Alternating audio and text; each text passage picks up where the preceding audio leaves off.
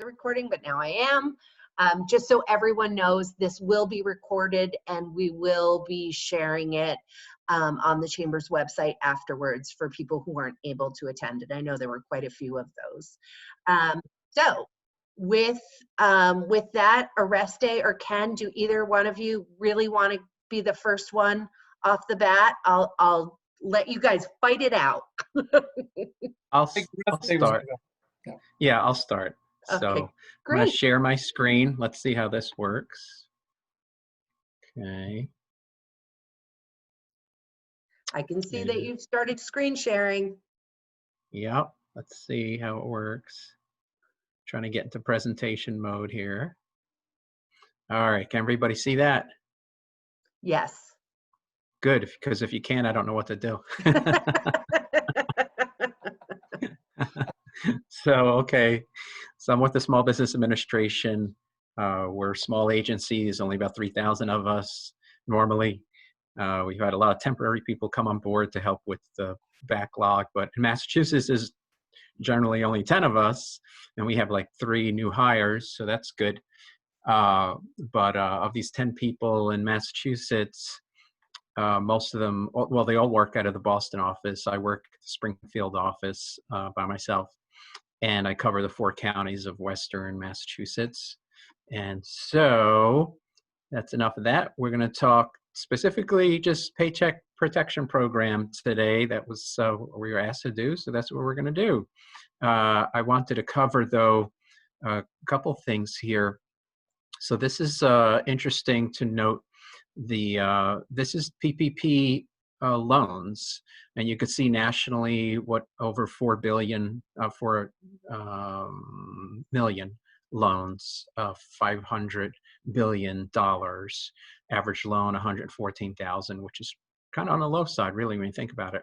Then you can see in Massachusetts, we lead New England, 105,000 loans, $14 billion in Massachusetts for PPP. So that's pretty remarkable statistics, thanks to our resource partners and our lender banks making that all happen. This is, I just threw, also this in about our EIDL loans, the economic injury disaster loans. You can see also that Massachusetts leads the pack in New England. 8,500 of these loans, 700 over, nearly $800 million to small businesses throughout Massachusetts. So pretty remarkable. So really we're talking about and this slide doesn't include the advances. I don't have a slide for that, but the advances are above and beyond what you see here. So those EIDL advances. So it's pretty remarkable, the activity and how we've provided assistance to small businesses. Pretty much, I think everyone is familiar with the Paycheck Protection Program, what it is, but the basics are that the loans can be fully forgiven if at least 75% of the loan amount is used towards a payroll. And again, that's at least 75%. You could use 100% towards payroll. You don't have to use any of the funds for interest on mortgages, rent, utilities. You do not have to. So that's just a minimum. Now I'll mention it right now as Congress is discussing lots of different issues on or with the PPP program. So until that goes through and then the president signs it and then it goes to SBA and then we write guidance along those lines, can't speak to any of that. All we know is what we have right now as guidance. And I previously provided to Jessica the PPP forgiveness application and also the PPP forgiveness guidance. So hopefully you can reach out to her or she'll send it out to everyone or however that's going to work. Send it out to everyone. Thank you. So that's where this information is coming from. So the thing is, so one of the ways to ensure forgiveness is meeting that 75% salary, and then also the employer maintaining and maintaining levels, rehiring employees and maintaining salary levels. And we're going to go through this in a little more detail. There's some painful detail in the application and the guidance, but we're not really going to go through that today. We'd be here for hours doing that. But whatever's not forgiven basically is a loan, a 2-year term loan at 1%. So whatever portion is not forgiven, that's basically becomes a loan. So, okay, eligible payroll costs here. You can see here the payroll costs paid or incurred during the 8-week consecutive period are eligible for these. This is over in my way over here. I can't read the whole slides here. Eligible for forgiveness. Okay, so the 8 weeks starts at the loan disbursement. So when the business receives the funds, that's when your 8 weeks starts. There is an alternative covered period that can be utilized, and basically what that means is that, let's say you received your funds on a Wednesday, but your next payroll isn't until Monday. That's fine. Then your 8 weeks would start on that Monday. So that would be the alternative covered period. That's what that means. There are other eligible payroll costs that this can be used for, like vacation, parental, family leave, medical, sick leave, employee benefits consisting of group healthcare coverage, insurance premiums, retirement, payment of state and local taxes, assessed on compensation of employees. So those are all eligible costs. You can see there the costs include salary, wages, commission, or similar compensations up to 100,000 cap prorated for the covered period. Borrowers may also include estimated tips, bonuses, and hazard pay. And not that that's new, but there was some, relatively recent guidance on the bonuses and the hazard pay. It doesn't tell us in the guidance how much of a bonus and how much the hazard pay is, or how that, but the thing is, if a business is functioning at some level and people and the employees are coming in and you want to provide them some kind of hazard pay, that can be included as an eligible payroll cost. Let's see here. I just want to see if this, down where it says self-employed individuals are limited to 8 of the 52 weeks of the 2019 net income. And basically that's line 31 on the Schedule C. So it's, in terms of forgiveness, what you're going to do is however you calculated the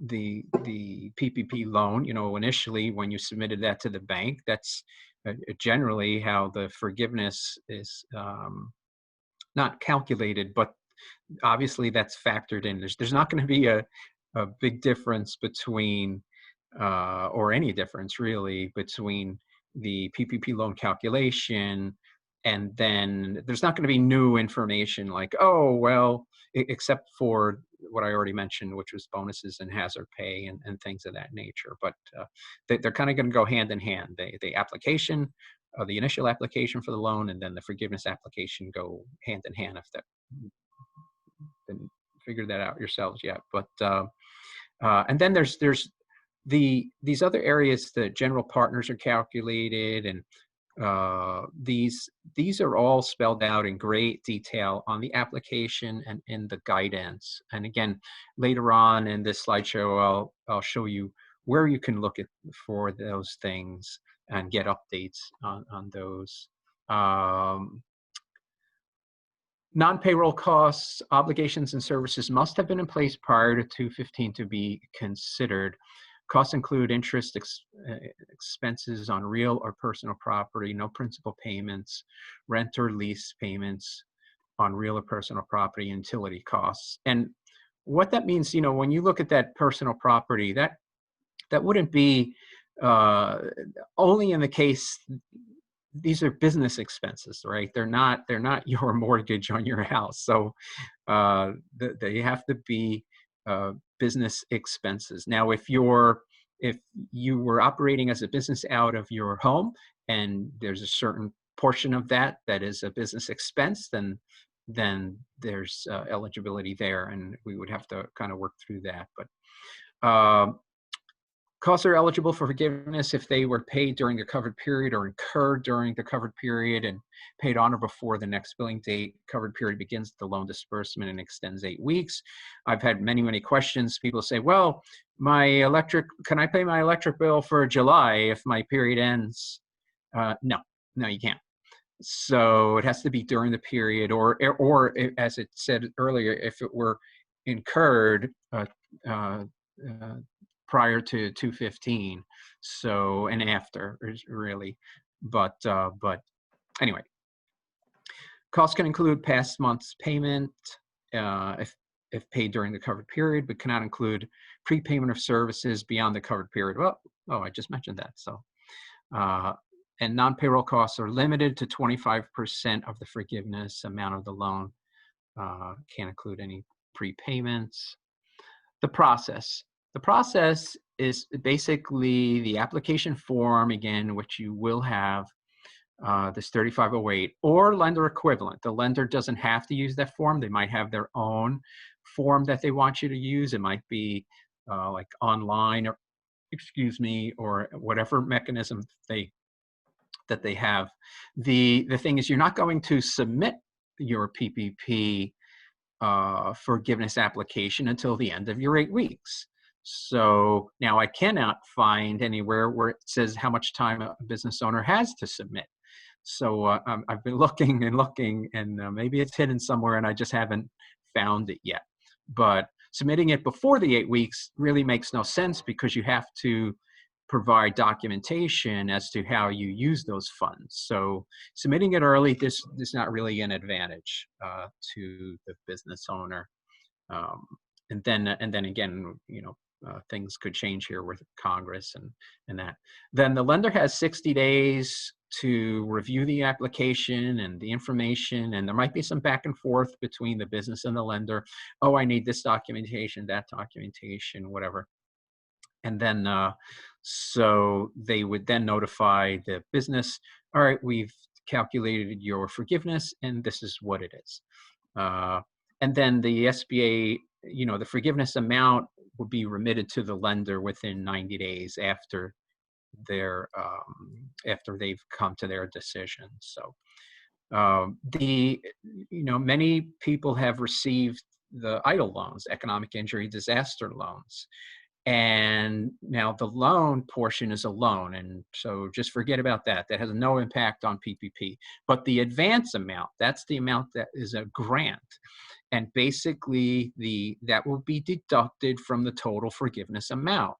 So if a business had $10,000, let's say, of a PPP loan, and they got $1,000 from the EIDL advance, their maximum, the maximum forgiveness, well, however you want to look at this, because really what they've done, if they in this particular case, so let me state my example again. So let's say they got $10,000 PPP and $1,000 of EIDL advance. So really they received $11,000, right? So the max forgiveness will be $10,000. They basically will owe $1,000 at the PPP rate, which is 1%. So if that makes sense, so you can't be forgiven. You can't have forgiven on both sides. You can't have free money with the EIDL and with PPP. So there will be a reduction in the forgiveness.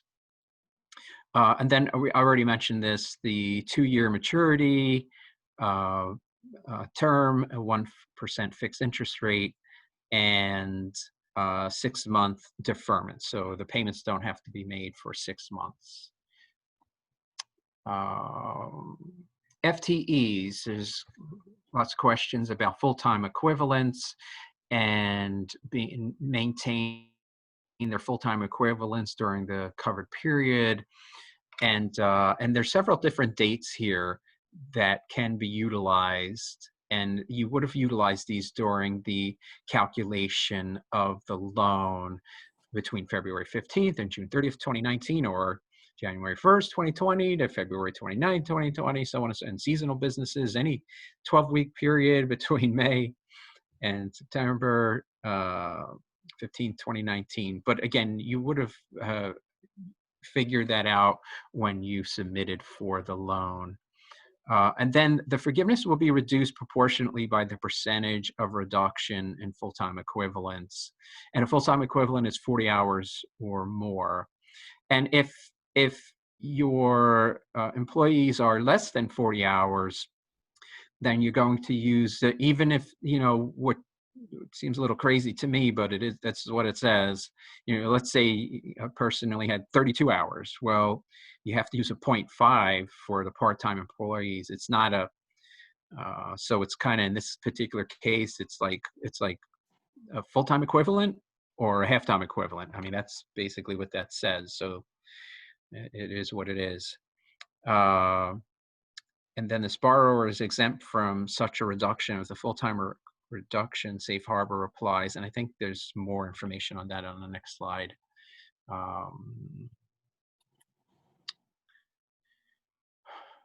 Maybe not.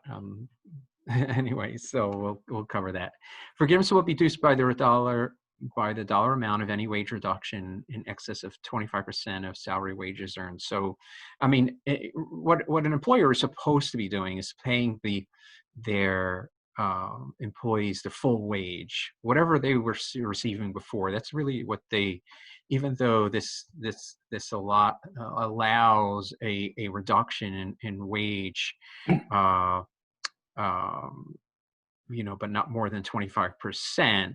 But really, unless there's, I wouldn't understand why an employer would not be paying them the full wage. But anyway, calculations performed per employee, not aggregate. So there's a worksheet on that application form, and you would be utilizing you're actually going to put down the employee's name and their salary and so on and so forth.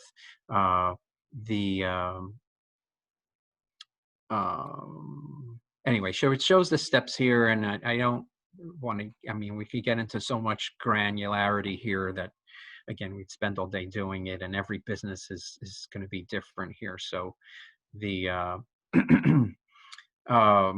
so one, determine a pay and salary was reduced by more than 25%. Two, determine if the salary wage reduction safe harbor is met by comparing the salary hourly wage from those dates to the 2/15 date. If decrease is restored by June 30th, safe harbor is met. And that's the safe harbor business, is that basically if the salary levels and the head count is met by June 30th, then you've met safe harbor. That's the goal for the business in order to maximize forgiveness. So then if the safe harbor is not met, so if you don't meet the salary wage by June 30th, then calculate decrease in excess of 25% annualized, and rate for 8 weeks.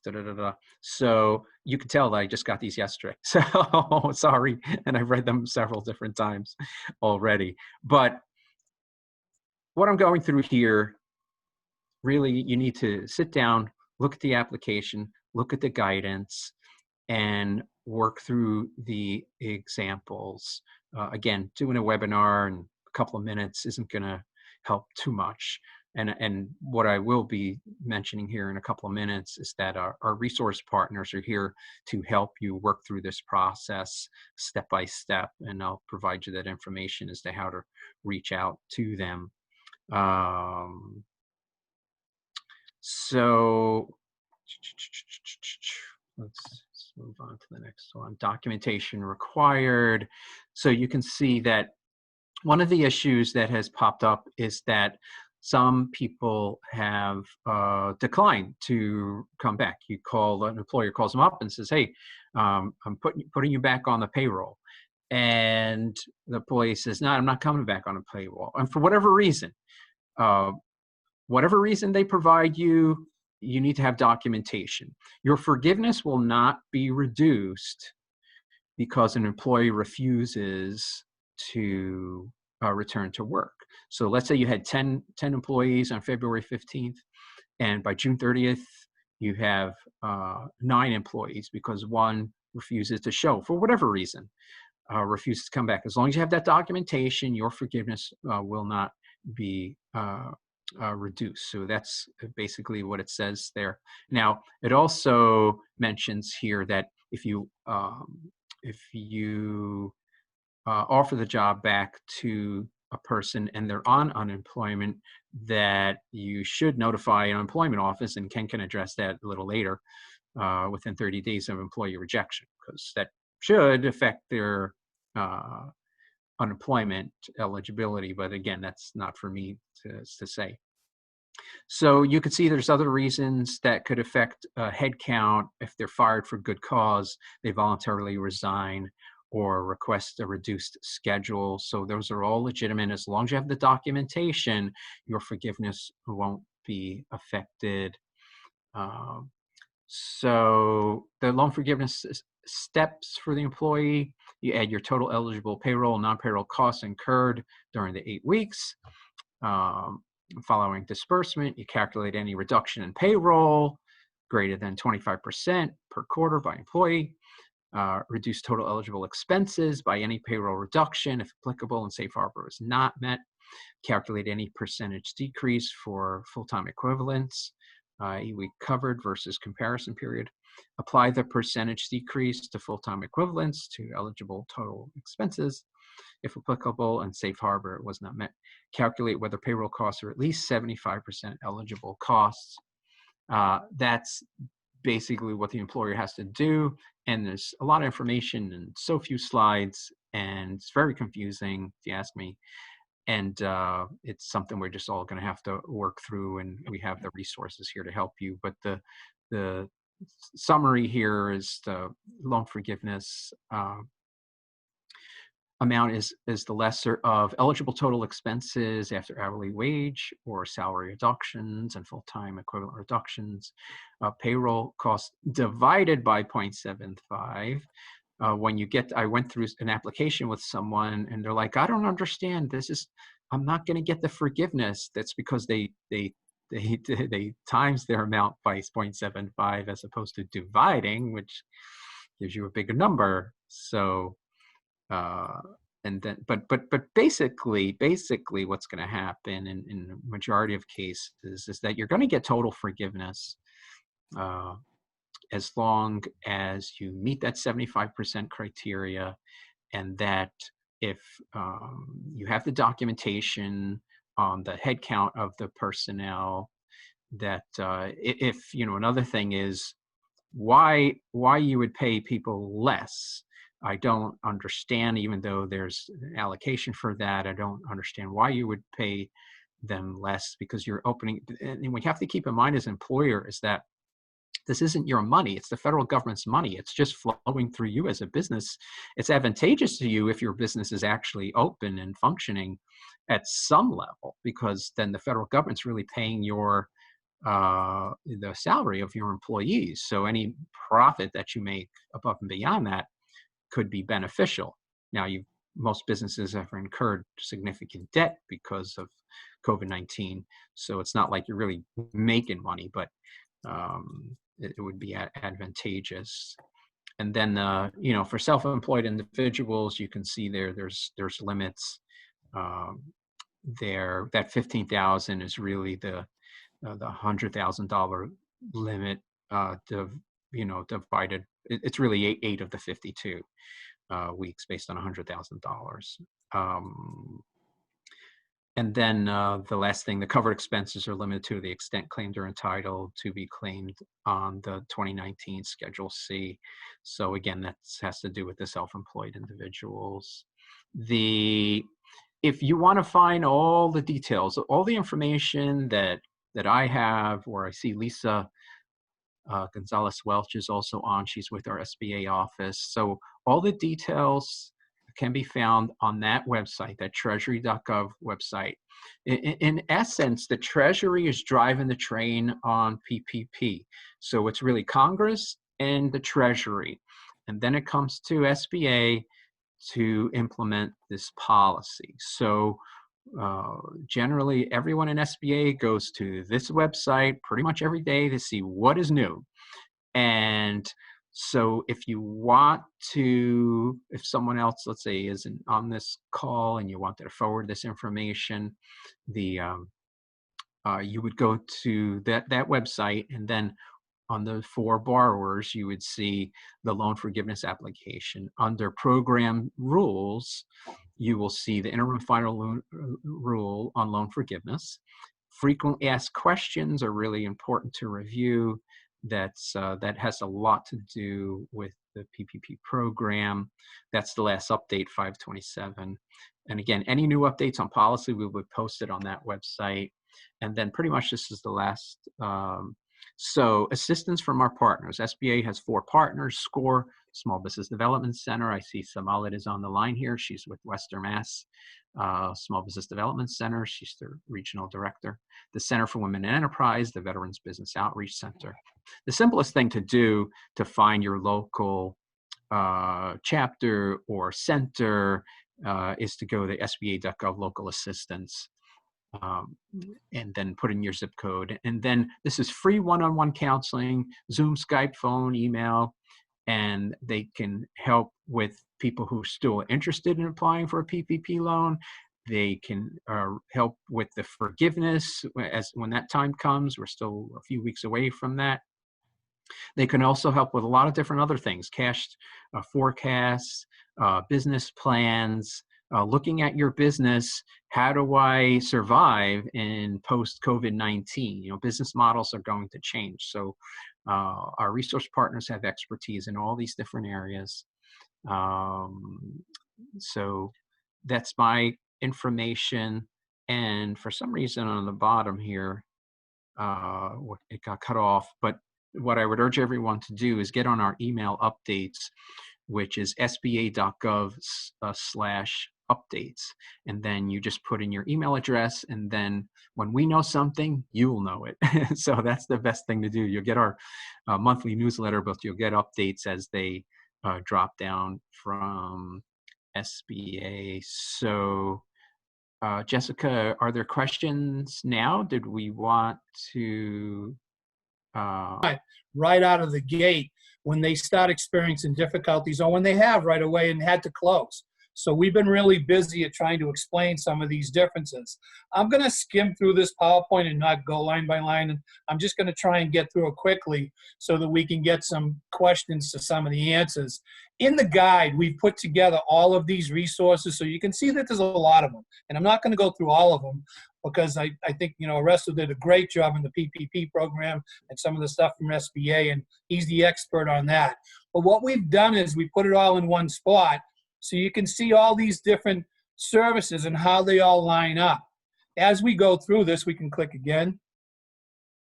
As we go through this, we're talking about, understanding the programs, and there's a link for every single different program in this PowerPoint. So if you have questions, you're able to do that as well too. So again, rapid response number 1, working with companies up front and giving them information when they're talking about what do I do next. Okay, we can click again. I'm trying to, I don't know if,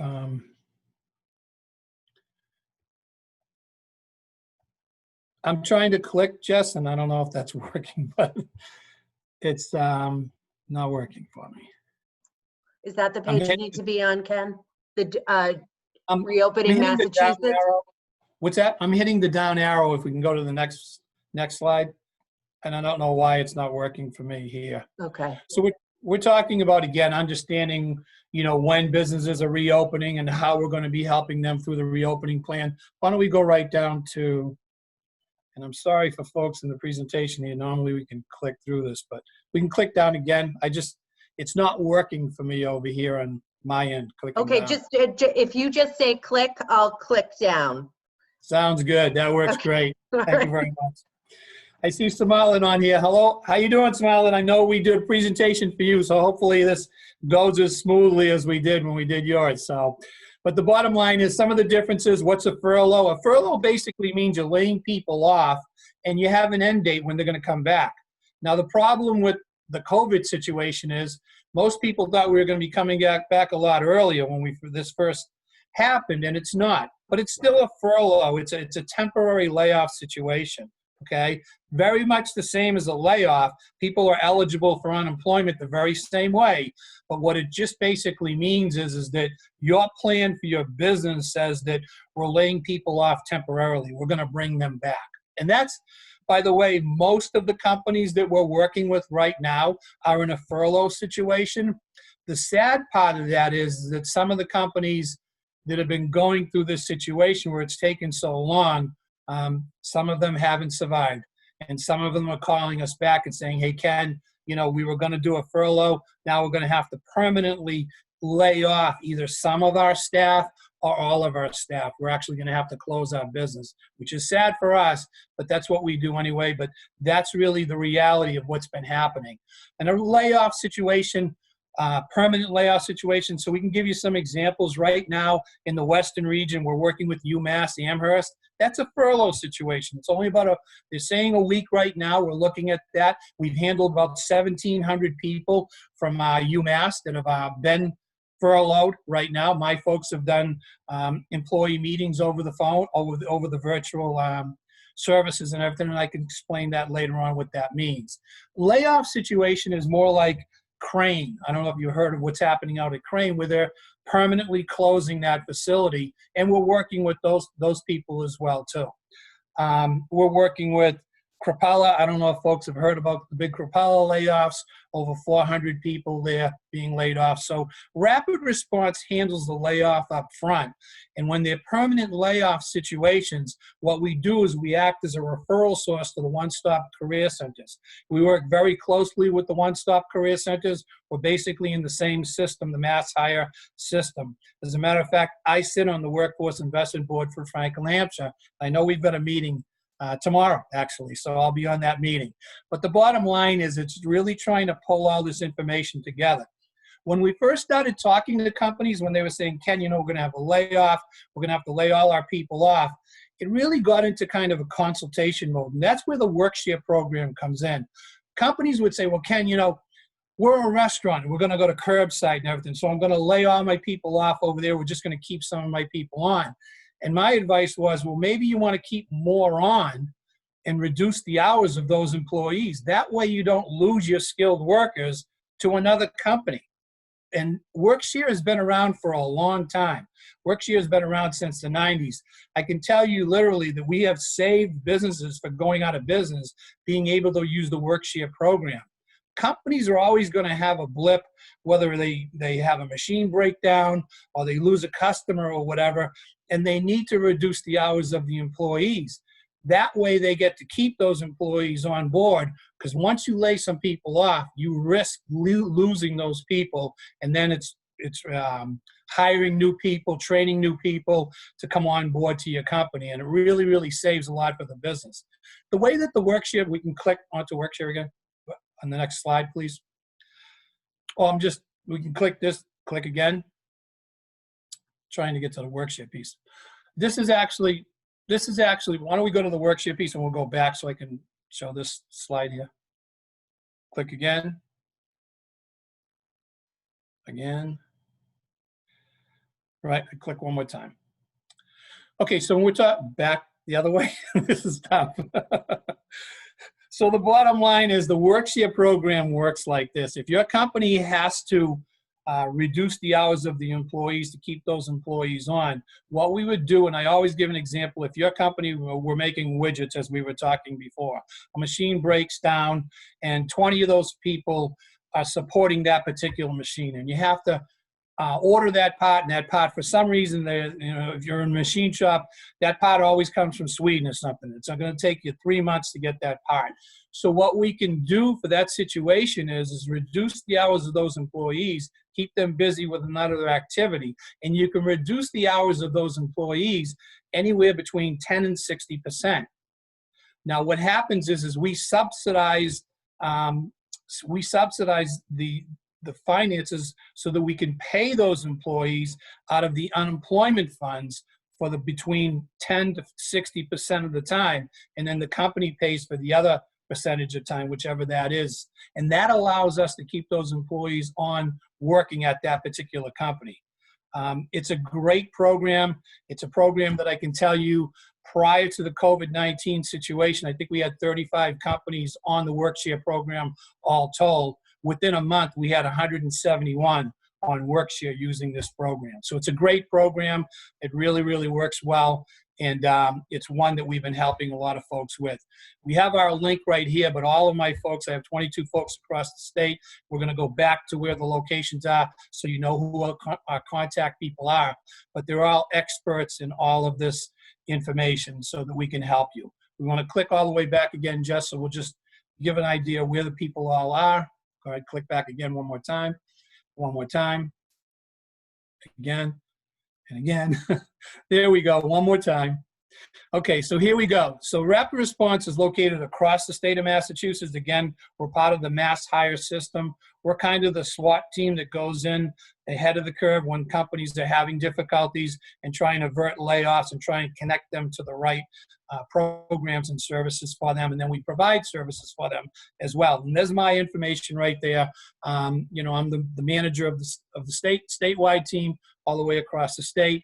We have a 1-800 phone number here that if you have questions about Workshare, Rapid Response, what do I do? Do I have to put it in a warrant notice? And we're going to get to that. It's all right there. So all you have to do is connect over there to the 1-800 number. The DUA Workshare program is right there, the 617-626-6877 number. But again, when you're dealing with Rapid Response, all my folks know this program in and out. We work directly with the Workshare team. We're the marketing arm, so we can actually help you process that all the way through. And if you have questions on unemployment and UI for employers, right here, we had a lot of people asking about fraud and that stuff. That information is right there, and that phone number is there as well.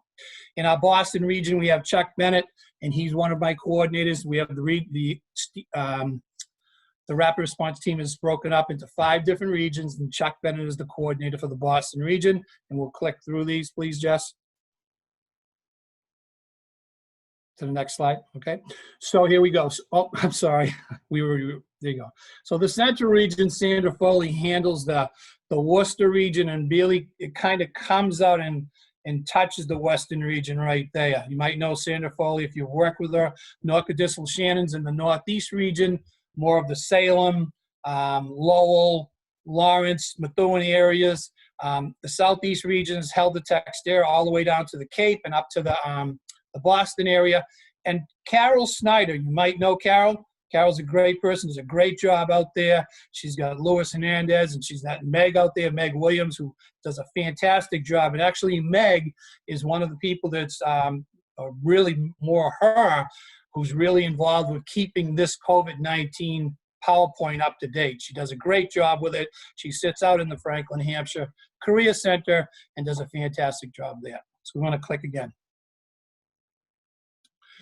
Again, when you're talking about Rapid Response, what do we do? So when Rapid Response hears about a plant closing or layoff happening, what we do is we talk the company through all the different possibilities and try and help them connect those dots there. But then what we do is we work and help their employees that are being affected by layoffs. The way that we do that under normal circumstances is we actually go out to the company and provide information to those employees prior to their layoff. We're trying to avert the layoff up front or trying to connect them to other companies that are hiring usually. But under the COVID-19 situation where it's more furloughs, we're going out and doing a lot of UI information up front. How to open your claim the right way.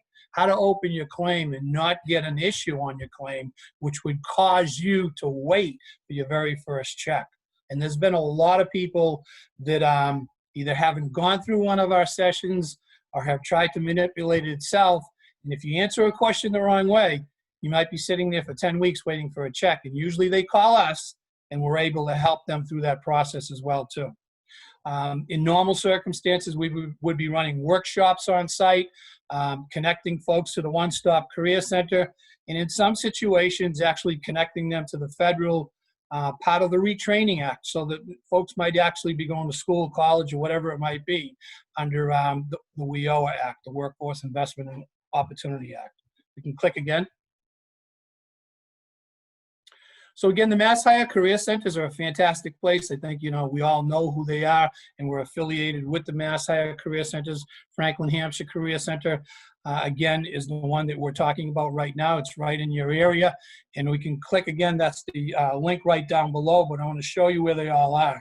So we have over 30 one-stop career centers, and the idea of the one-stop career centers, the rapid response will go up front, handle folks prior to the layoff actually happening, and then refer over to the one-stop career centers where they pick it up from that point and work with the people either in training situations or connecting them to a new job. There's many different resources at the one-stop career centers that allow people to elevate either their position into a new job or into a new career. And that's where they are right there. We can click again.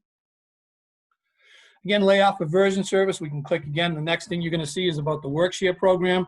I don't want to kill this thing because there's just so much going on with it, and I know that I've told you a little bit about it, and I'm sure that we're going to get some questions on the Workshare program. Click again. Again, so now here we go into a lot of the different resources. I'm not going to go into every one of these, fully and everything, but additional resources for businesses and employers. I mean, the new Family First CARES Act is right there. The link is right on this PowerPoint. There's a great FAQ and fact sheet piece on here about the Sick and Paid Family Medical Leave Act. It's right here on this link as well, too. We can click again, Jess. Again, we want to click again. Again, one other thing with the Rapid Response Program is the WARN Act situation. So usually when any company that employs 100 or more employees and lays off 50 or more workers needs to give 60 days notice to those employees prior to their layoff. It's a federal law. Under this situation with the COVID-19 thing going on, it actually gives you leeway on that because this is an unforeseen situation that would have come up. Under normal circumstances, folks, companies that have that many employees that I just mentioned would need to send a WARN notice into us. It actually comes into me in the state and goes into the lead elected official, either the mayor, the governor gets some big ones here as well too.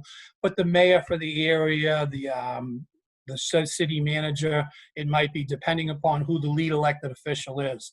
And then what we do is we call out to that company and start working with them. So we can click again. And again, it talks a little bit about who's covered under the WARN Act program. And again, it's a lot of the companies that we serve put in the WARN notice regardless. And even during this COVID-19 situation, we're receiving a lot of WARN notices that are coming our way. I called the Sugar Law Firm, which is the #1 law firm in the country on WARN related situations, and they said there isn't a judge in the country that would probably go after any one of these companies at this situation because it was unforeseen. It's something that they didn't foresee happening. They had no control over it, and that gives you some leeway there. The other thing that gives companies leeway too is this is it's a temporary layoff situation, less than 6 months, we're hoping. And that also allows for some flexibility in the law too. Again, if anyone has any questions on WARN, anyone has any concerns, you can actually call me at any time when you have my information. So I'm going to click again. Again, these are the exceptions, and I just mentioned those, and there's information in there. If you want to file a WARN notice, there's the link right there to file the WARN notice. We can click again, Jess. And again, the COVID-19 insurance benefits. So folks know that we've changed a lot of things. We've tried to help as many people as we possibly could. We waived the 1-week waiting period.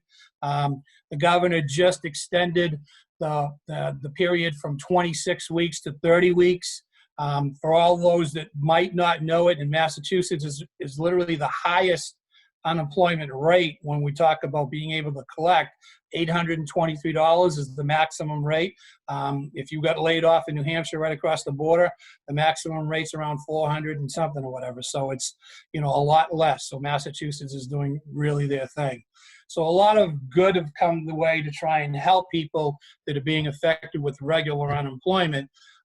Not to mention the fact that now we have the federal unemployment, the PUA unemployment, that adds an additional $600 to everyone's check. And that's a lot of money. And that's where we're, as Oreste said, we're hearing a lot of information. Like I literally get companies calling me every day that are saying, Ken, I called some of my people and I'm asking them to come back. And some of them have been blatant right up front and said, well, I'm making more money on unemployment. Why do I want to come back?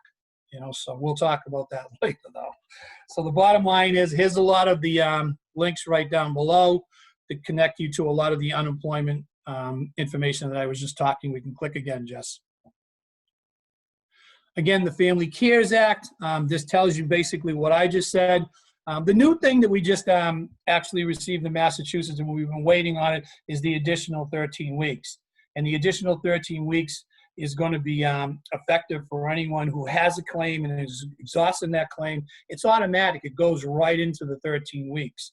When we're looking at this, and again, as Oreste said, things are changing, and this is all new for us as well. I just actually sent you, Jess, a PowerPoint that Assistant Secretary Jen James was going to be doing today that has all of the information on it, and it's called the Pandemic Emergency Unemployment Compensation Act. It's actually completely different from the PUA Act. It's another part. It's PEUC. Again, it's an additional 13 weeks. It's anyone who has who exhausts their claim by 7/6/2019. The first week that they'd be eligible once they did that was 3/29/2020, and it goes all the way up to 12/26/2020. And it's saying that it'll automatically go right into that that benefit, that 13 weeks. There's nothing you have to do once your unemployment exhausts, okay? So that's just a little update on some of that information. We can click again, Jess. The Mass Health Connector is a great program. The Mass Health Connector is a program that we use a lot even prior to the COVID-19 situation. Folks that are unemployed need somewhere they can go for health insurance. The Mass Health Connector is the place to go. They can connect you to lower cost health insurance while someone's unemployed. Here's that link that goes right to the connector. And again, when we do our rapid response sessions, many times we'll have a health connector person that's on the agenda and can talk right to the people that are being laid off before they get laid off, so we can connect them to the connector. We did that out at the North Adams Hospital when we handled the closing out there. I don't know how many years ago that was, maybe about 5 years ago, I'm not really sure. But we had a health connector person with us when we did that as well too. But here's the link to that, and if anyone has questions to that, we can connect you right to those people as well. Click again, please. Business loans, and I'm not going to go over this. Oreste's the expert at this. We would be referring you over to the SBA, for all the technical questions here and everything. But what we're trying to do is make sure that all of our customers, all our business customers, know about all these different programs. And again, we always defer to the expert on any one of these different programs. Even the Workshare program, where we are experts at it, but the Workshare program is under DUA, and we work very closely with them. So when we're working to set up a program, it's my folks on the rapid response team working with, probably you hear the name Lee Glasser, who sets up all the different Workshare programs for them. You can click again, but there's your link right there. And again, here's some more information on the EIDL program. And again, not to go over the same stuff that Oreste did, but here's your information right there. And click again. Paycheck Protection Program. Again, frequently asked questions link. It's really good. I mean, it really talks about a lot of the questions that people would come up with, and the links are all right here. You can click again. The debt relief program, again, again, I won't go into it. So again, it's the SBA. You can click on that piece of it as well. Click, Jess. The Lending Reserve Program. Click again. Small Business Relief Partnership Grant Program. This talks a lot about the program as well, but when you click down below, you're going to get the link that you can go to on that. Click. Tax relief measures. I don't know how many folks utilize this. When we handled the big explosions that occurred out in the Northeast region, I don't know if you heard about that, in the Lawrence area, North Andover area, unfortunately with the big gas leaks with Columbia Gas, there was a lot of situations that came our way because a lot of restaurants and all and everything were very concerned, and hotels were concerned about their meals tax, the taxes in the hotels, room occupancy taxes, and they deferred those taxes on. And I know we've been doing this presentation for quite some time. They're due now on June 20th, and that deferral helped a lot of companies with their situation. So we can click again. Emergency resources, and again, we'll go through these real quickly. So here's your links to MEMA. MEMA actually certifies for a natural disaster situation. We worked with MEMA when we handled the tornadoes that happened out west in the Springfield area and all and everything. MEMA is a great agency that we work with. The U.S. Chamber link is there as well. Click again. And again, MEP, and again, Oreste knows all these people as well too. These are all partners in our BizWorks program, can help with a lot of the different, looking for space and shortages of supply and so on and so forth. Another great partner and another link for businesses to know. Click. MERT is a great program where companies, whenever we have a company that asks us about converting their operation to personal protection products, this is where to go. These people can help you. They can help you find locations. They can help you, find information in order to get your company to change over to personal protection products and everything. So this is a great tool as well too. And here's your link as well. You can click again. And again, here's the disclaimer that things change on this quite a bit. So I wanted to put a disclaimer on this PowerPoint so that people would know that when you're reading it, make sure you're aware that, you want to get the most current version. Literally every time we do the PowerPoint, I have Meg send me the newest one, and I have another woman, Maureen Schumacher, who does all the investigations on everything that comes in, whether it's federal regulations, anything. She has it there, and she works with Meg in making sure that this is up to date. Again, check back at our Mass BizWorks, www.mass.gov/BizWorks, and just slide down and you'll see the COVID-19 PowerPoint, which is right here. But right beside it is your Mass BizWorks resource guide. And I want to just emphasize the fact that now more than ever, the resources that are in that guide, that are even more than the resources we just talked about today. When we're talking about the Workforce Training Fund, $250,000 grants to try and help your company in this particular case, in training and all, situation training and all. Safety grant programs for up to $25,000 from the Division of Industrial Accidents. Many, many different programs are in those resource guides as well too. So go to the Mass BizWorks website. You can look at this COVID-19 for right now, but you really ought to look at the Mass BizWorks resource guide and couple that information with everything that you have here and while you're rebuilding your business. It has a lot of great information and a lot of great services. I think that's my last slide.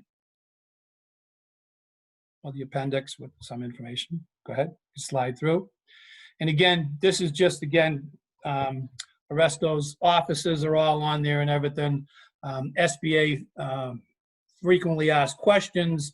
These are all great questions that, folks might have or whatever, answers to those questions as well too, and it's all in the PowerPoint. You can slide down again.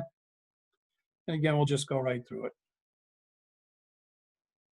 It's a lot of Paycheck protection information, Families First Relief Act, all all good questions and really talks to and answers a lot of the questions people might have about any of those programs. So that's my PowerPoint, and I'm sticking to it. Thank you so much, Ken. I would like to open it up to folks. If you have a question, you can feel free to chat it to me, or you can just unmute yourself and go ahead and ask it.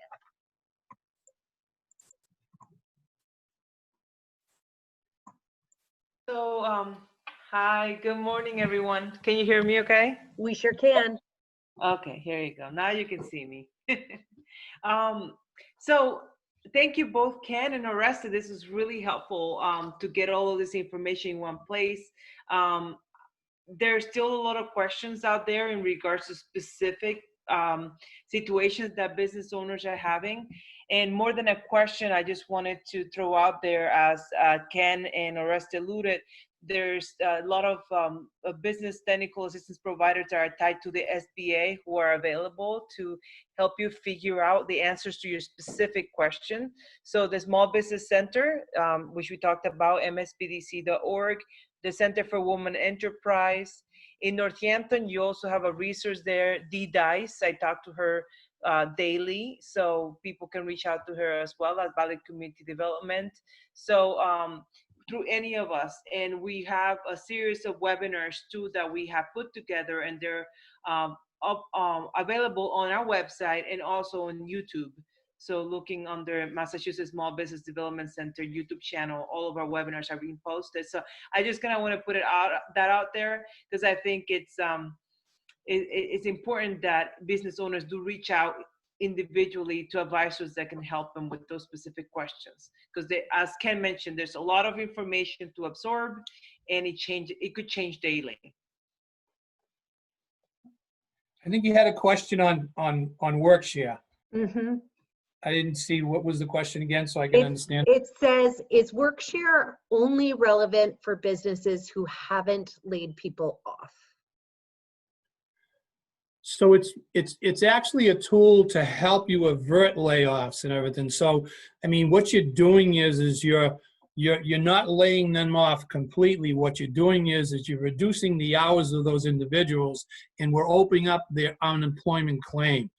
The way that it works is that if you were to lay people off completely, you'd be laying them off and they would collect their full claim.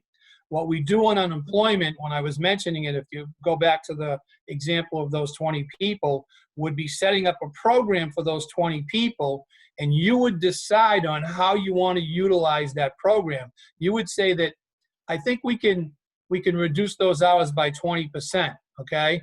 The thing you have to remember about Workshare is it's a very strict program. When you reduce those hours by 20%, those 20 people have to work within those parameters. It has to be in a reduced hours of 20%.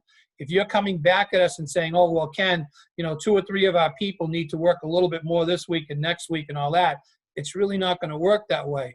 What I would give you an example of, and I worked with Encore Casino, when we were talking to them in the very beginning, we were giving them some advice on Workshare. You can set up multiple Workshare programs. So for your operation, you might want to say, for the casinos, I was saying you might want to have the waitresses on 20% reduced, and you might want to have the blackjack dealers on 30% reduced. It depends. It depends upon your company and your business plan. But when I'm talking about, is it just for layoffs or whatever it is, it's not really for a layoff. It's to avert having the layoff completely and being able to utilize reduced hours instead. One of the advantages for Workshare as well, too, is if you were to lay people off completely, your experience rate gets hit for that whenever you lay people off. You're laying people off on a percentage now, so it's not the full amount. So you win again in that vein. So it's a great program to keep your employees intact with your business while reducing the hours and letting us supplement their pay, so that it takes some of the burden of the financials off of you.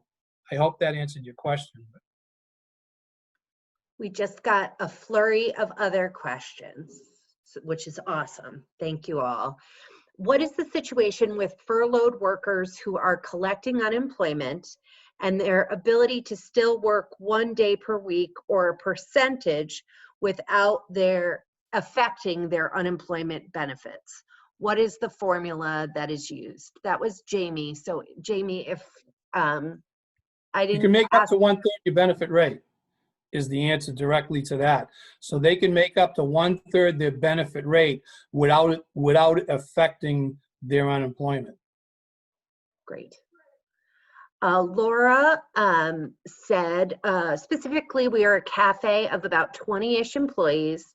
They already laid people off weeks ago when this began, and we couldn't stay open. And I think Laura is following up. No, that was Jamie. Okay. Laura, did I get that right?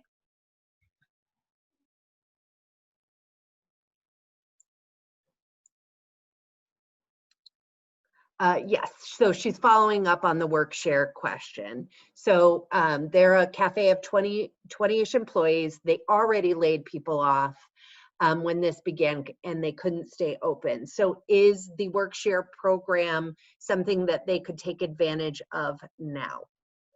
I think so. I think what we could do is say that what you want to do is you want to bring them back in a reduced hours situation as opposed to fully laid off. So if they're fully laid off now and you want to bring them back, what we would do is, I mean, I could set you up with Lee Glazer. He would talk you through setting up the program. You would apply for the program. You can actually apply online. And I think what I would do if I were you is start figuring out, and this is what I was saying, because I see this happening with a lot of businesses, bringing people back slowly because their customer base probably shrunk during the coronavirus, might have lost a customer, might have lost a contract, whatever it is. And you want to bring your employees back slowly and not have to pay for their full time if you can't utilize them for the full time. So yeah, you could definitely use, you could call the unemployment, you could call the work share office, call me. I'll have Carol following up with me as well too for all the folks in this area. And what we will do is we'll set you up with the workshare person on setting up a workshare program for your 20 employees and bringing them back under reduced hours. Great. Okay. Thank you. So we have a question from Patrick. His question is, employers who made offers of employment pre-COVID that have delayed start dates or had start dates at reduced hours, are there any assistance programs to aid those employees? So the business was relatively new. They have made offers of employment pre-COVID, but then had to delay those employees' start dates, or when they brought them back, it was much, the hours were limited. Are there any assistance programs?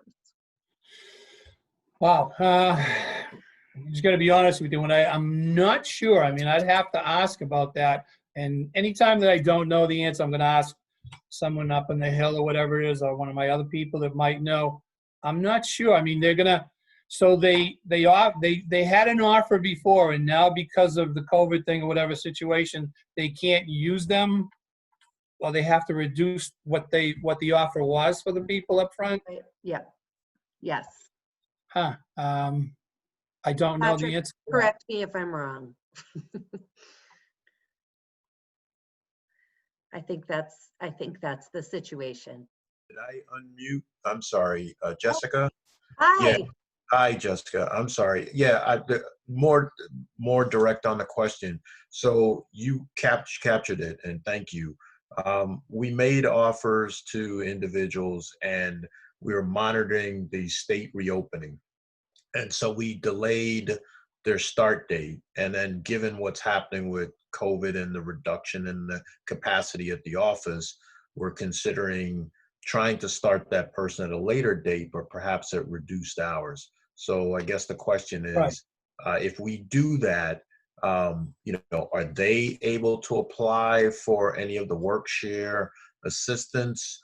Or I'm just trying to get a sense of that, or whether, I don't know if it works. And I think you were honest that it's probably a question that there's an answer out there somewhere.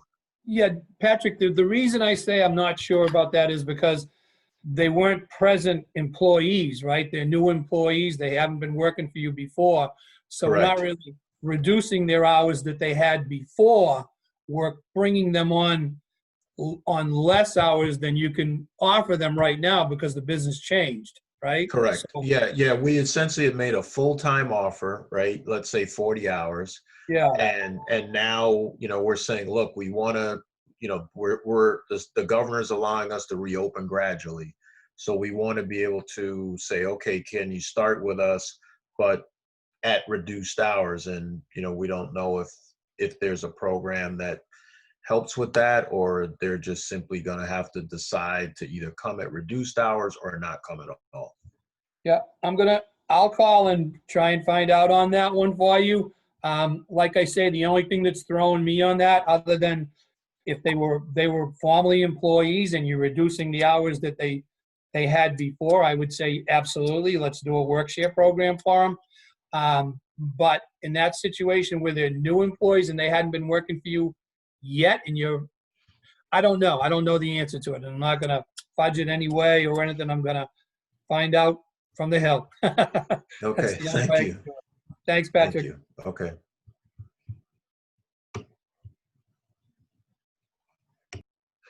Thank goodness for that little note that says, hey, Jess, you're muted. I have two questions that came through earlier. Patrick or Ken and Oreste, do you have a few more minutes to answer questions? I can also forward these to you via email if you have to go. Either way, I'm here, so I'm good. Too. Yeah. Okay, great. Good. So this question came from a not-for-profit organization that essentially had to close down at the beginning of COVID. They weren't able to offer services. And they're concerned about partial forgiveness of their PPP loan. They right now, their executive director is working very, very part-time. And she said it doesn't make sense for them to get back to full payroll right now. The programming that they offer is in person with folks who are disabled. But they're still paying rent and planning to up their payroll costs over the course of the summer, but not back to full payroll.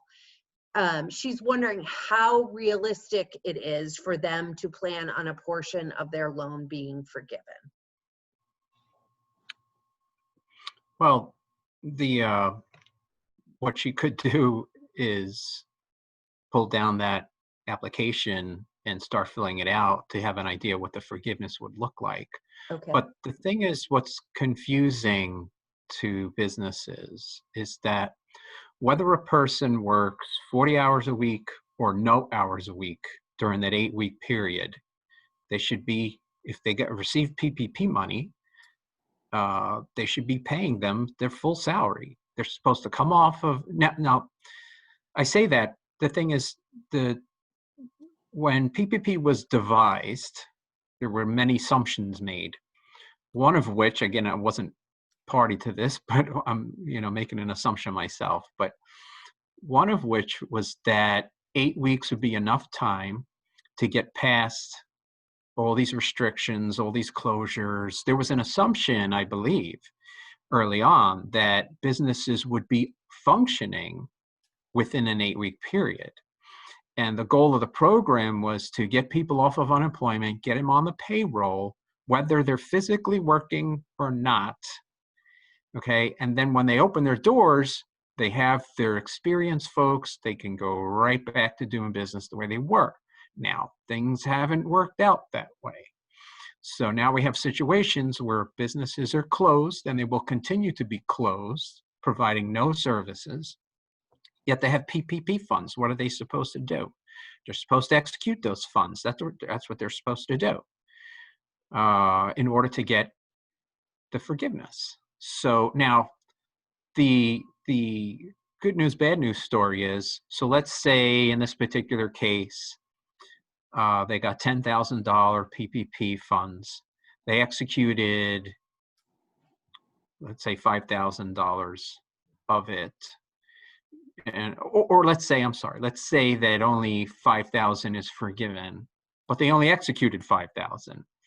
So the thing is, they just give that money, they'll pay that money back at the end, of the 8 weeks. So, I mean, whatever portion of the funds isn't used, they can just pay back.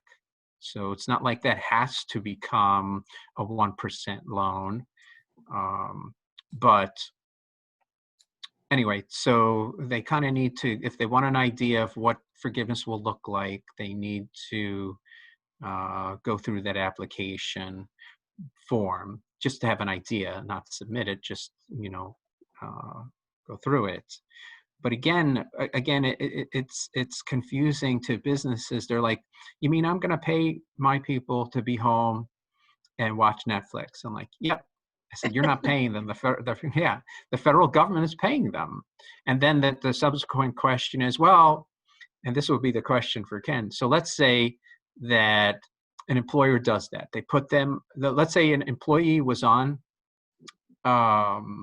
unemployment, and then the business brings them, puts them back on the payroll, whether they're physically working or not, for 8 weeks. And now the 8 weeks is over with, and the business still isn't open, so they're back on unemployment. Is that an issue, Ken, for them to come off of unemployment, go on unemployment? No, the claim, an unemployment claim lasts 52 weeks. When that unemployment claim is open, if they go back to work, that's okay. When they go back on unemployment, they just reopen their claim. They would do what's called a reopen. Okay, great, thanks. Jess, was there a subsequent question or another question? There's one other question. This is about businesses being open, but folks either being unable or uncomfortable with coming back to work. So really, question A would be, I was able to work before because I had childcare, and now childcare isn't available. And question B would be, I don't feel comfortable coming back because I'm working with the public. And what does an employer need to have? Who makes the decision about how compromised someone might be in order to say, I'm not coming back to work, and yet I can still receive unemployment? Yeah, so we had a lot of those questions, and I get those daily. What we did is we pulled up, and I asked, they had a DUA.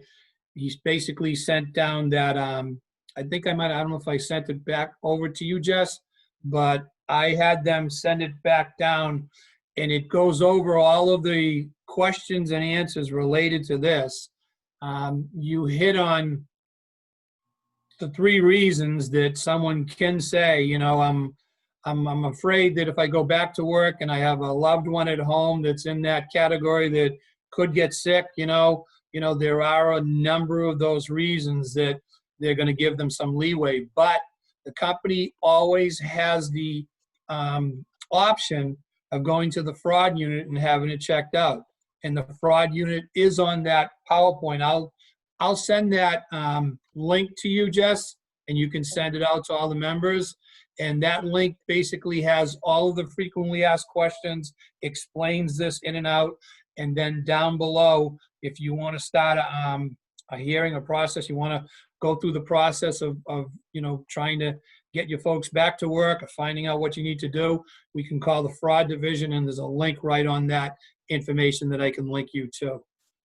Those are going to be tough situations for us to answer. And, even like with the Paycheck Protection Program, I know we had a lot of companies asking us about that very same thing. And I know then they came back with saying, make sure you document everything, make sure that, if you're going to be offering someone a position, that you have it in writing, you have an email or something that backs you up. All of your ducks need to be in order to make sure that you have that information there. So, yeah, I'll send you that information, and it's going to tell you just what I did. And I hate some of these questions that you can't answer directly, because it's always going to be a decision that they make up on the Hill individually. And that's what we say even with unemployment, so if we're doing a rapid response session for 400 people in front of us, and we have an individual say, oh, can I collect and can I get this or whatever it is, remember this. Unemployment insurance is an individual situation. They look at every individual and figure out how much that person can collect. There are a lot of things that might change that, whether someone's working a part-time job, there's all different things that they need to look at. So just like the individual, it's an individual claim, it's an individual look at by the UI, even though we can say usually when a company closings and layoffs, 90% of the people, yeah, they're going to be able to collect. But, you know, you never know what that person's doing other than that until they look individually at them. Same thing with the company. Sorry for the long answer, but it's just, no, that's great. I have one other question that was posed by the same employer. And I don't know if there's resources available. They're a retailer. They have many part-time employees, and there's a level of concern about, you know, this employee is living life as they did pre-COVID, and this employee is, you know, really restricting their movement and largely quarantining themselves, and how those two exist within a workplace, and what rights an employer has to dictate what happens outside of their place of business for their employees. Do you have any suggestions for resources for those kinds of questions, or maybe an answer? I don't. Again, I can ask it again, and I will ask. I got 3 questions here that I need to ask for and everything, and get answers for. I don't know if it's Health and Human Services or who would be the right person that can answer that question. I would imagine it's probably someone from that agency, maybe even DIA with the safety situation too. So I'm thinking of a couple of options that might have answers. I certainly don't, I can tell you that. I can give it a shot and see what we can get. It's a really tough question. It is. Yeah. We're going to get a lot of these. Before we, you know, say our final thank yous, are there any other questions that people might like to pose? This is Oreste. I wanted to bring something up that Ken and I discussed. I've gotten this question several times. So mostly this is coming from a sole proprietor who received PPP funds. They had applied for and received unemployment, and then they received their PPP funds. And the question comes up, and I just want Ken to answer it so people can hear it. Oh. The thing is, so the SBA guidance, all that SBA guidance says in reference to unemployment is this, that unemployment eligibility could be affected. That's it. That's all SBA has to say on unemployment, because it's really a state-run program. Now, what is said, but is not what not is written, is like, oh, you can't get PPP and get unemployment. Those are federal funds. So I see Ken.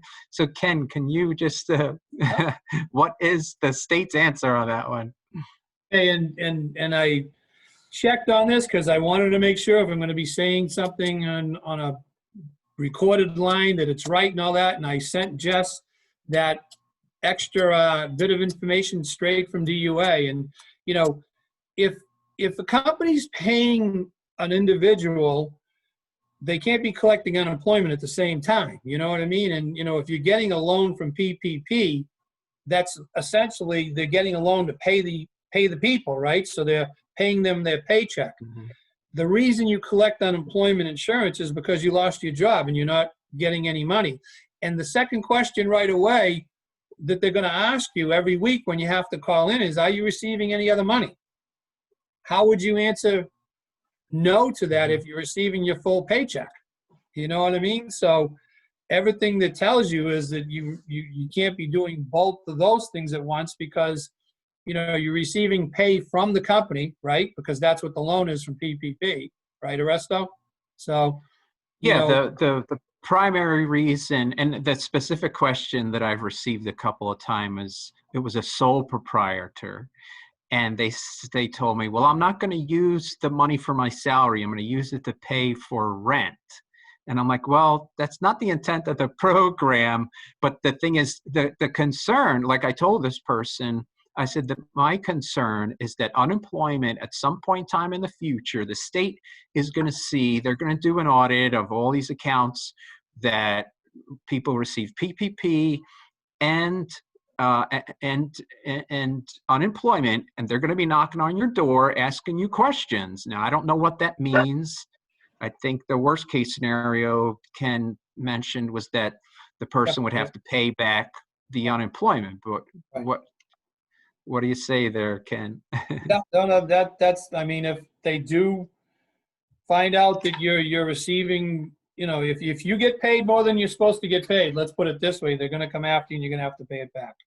There's no other way of saying it. So, you know, I mean, that's, and again, you know, I go back to it, and I'm not copping out when I say this, but, you know, the bottom line is they're going to look at every case individually, you know, but the net result would be is, I mean, if you're receiving pay from your company, you're not unemployed. You know what I mean? You're essentially really. So that's Yeah, my. it gets complicated because these businesses, a lot of businesses, they're shut down. They're like, well, I'm going to be shut down, so I'm not going to use the PPP money until I'm opened up again. I'm like, well, it doesn't really work that way unless Congress changes things in the next week or so. But it comes up pretty frequently. Yeah, you can't have your cake and eat it too, I guess. But I would ask Jess to send out that that information, the second bit of information that I sent to you. It spells it out right in there. It has a lot of the questions on it. I don't know if you went through it, but it really answers these questions. You got it too, Oresto. So, you know, so I mean, we should give that to everyone on this call and any of your other members. So if they run into that situation, we don't want anyone getting hurt, you know, so. Yeah. We'll absolutely share it in our correspondence. Vince, do you want to say anything on our way out? Yes. Hi, Oreste and Ken. I am Vince Jackson, the Executive Director of the Northampton Chamber of Commerce. And I just want to say thank you both for this deep dive into PPP and all the things that Mass Hire offers. And I just had one question, very general. Are there any chambers of commerce that have taken advantage of any of these programs that you're aware of?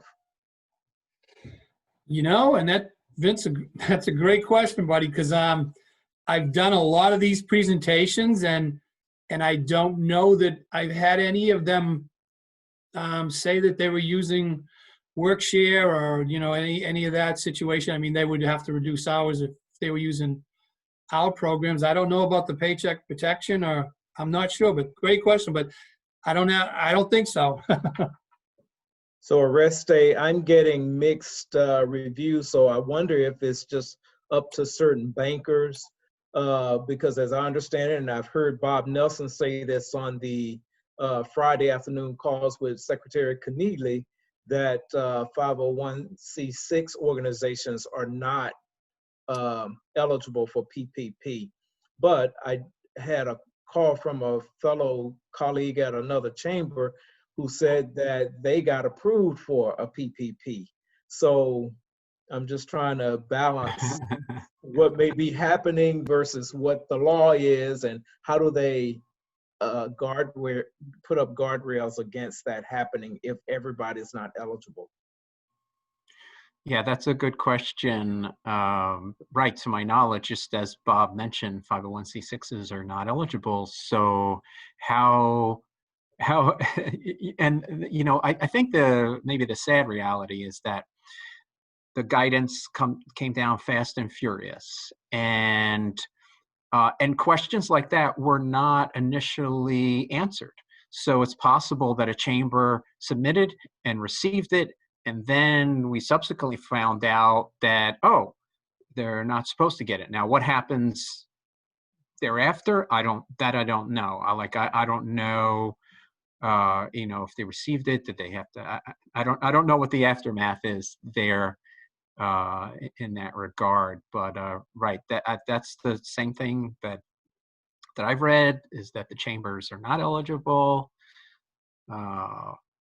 But so how, so I just think, maybe in that particular case, we before COVID-19, I think in Massachusetts, we had like 140 or 60 SBA lenders. And since that time, I think we're over 400. So there's a lot of new lenders on board. And again, we're getting guidance. It's crazy. Every other day we're getting different guidance. I just read something this morning that was a surprise to me on something else. And so, yeah, I wish I had a better answer, but I just don't. But some organizations, entities, I guess, made it through the cracks and got some funding. Now, what happens after that, I don't know. Well, Ken says they're going to come after you. Hey, one thing, Vince and Oreste, I was on the because I'm on the board at on Hampden County, and I do remember Dave Gadia, who runs the One-Stop Career Center in Holyoke. I don't know if you know either one of you know him, but I thought he said on our presentation, on our meeting, that they applied for the Paycheck Protection Program with the Career Center. So I'm not 100%. So you might want to follow up with him on that. Do you know him, Vince? I do know him, yes. Yeah, he's a good guy. I know him really well. And I thought he mentioned that to me when we were on, I was on my web meeting yesterday, and he was giving his report out about his Career Center. But I know he said something about that. You might want to give him a shout and see what he says. Will do. I know we're out of time, but thank you both again for all the resources. And as you said, to get the latest and greatest information, we've got the links to the websites at both the state and federal level with the SBA. So thank you so much for that. And we can keep checking to see, because I know there was a lot of advocacy for 501c6 organizations, and I've been watching and waiting. So thanks for the go-to place. I appreciate that. Thank you. Thank you very much for having us. Glad to help Yeah. out. All right. Thank you Take very care. much. Take care, Everyone, everybody. be well and take good care. You too. Take care, everybody. Thanks, Jess. All right. Thank you. Bye-bye. Bye-bye.